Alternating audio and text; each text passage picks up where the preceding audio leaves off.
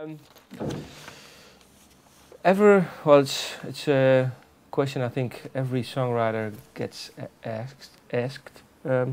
Ever been afraid of losing those special moments? I used to be more so, and this used to make me write and write and write and write in a very paranoid sort of way. For example, 3 songs a day then, or I don't know?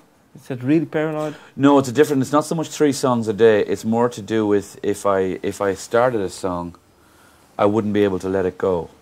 In other words, if I started a song and say I'm writing for an hour or 2 hours or 3 hours and it's not happening.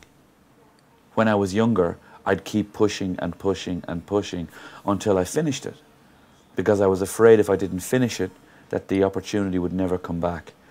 And that was basically insecurity and a lack of trust. And now if I'm writing a song and something magical is there but I can't finish it, I'll let it go. I'll walk away from it, completely walk away from it, and then I will come back to it another time, and eventually I will find the key.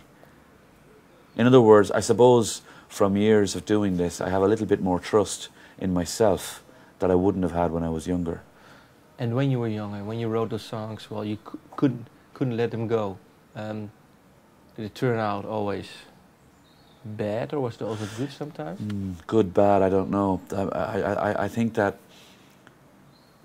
yeah, sometimes in my obsession to get a song finished, I ended up with a song that wasn't as good as it could have been had I let it go for a while and trusted that the gods would come back and let me finish it in the right time, in the right moment. Is there one song that comes to your mind right now? No, because I wouldn't have recorded it. Could be that maybe afterwards. I would not have recorded it. There are many songs that I started with a beautiful feeling, a really beautiful feeling, but through some mental block or something, the song never got properly finished, and there are probably hundreds of them. Yeah. Hundreds of them.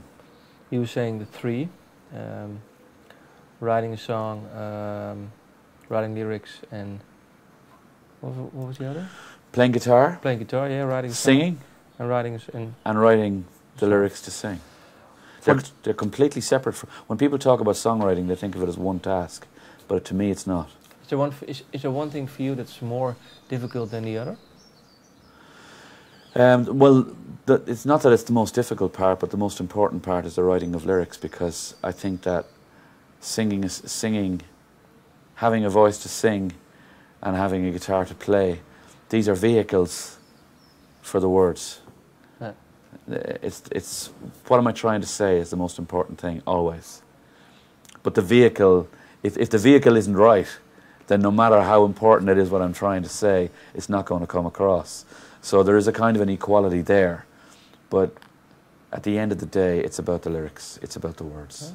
Yeah. That's interesting. But because sometimes you can say, well, if you have you have to have a nice melody, you have to have some catchiness in the music. Yeah, it's true. But the lyrics are for you, okay? Yeah. Okay.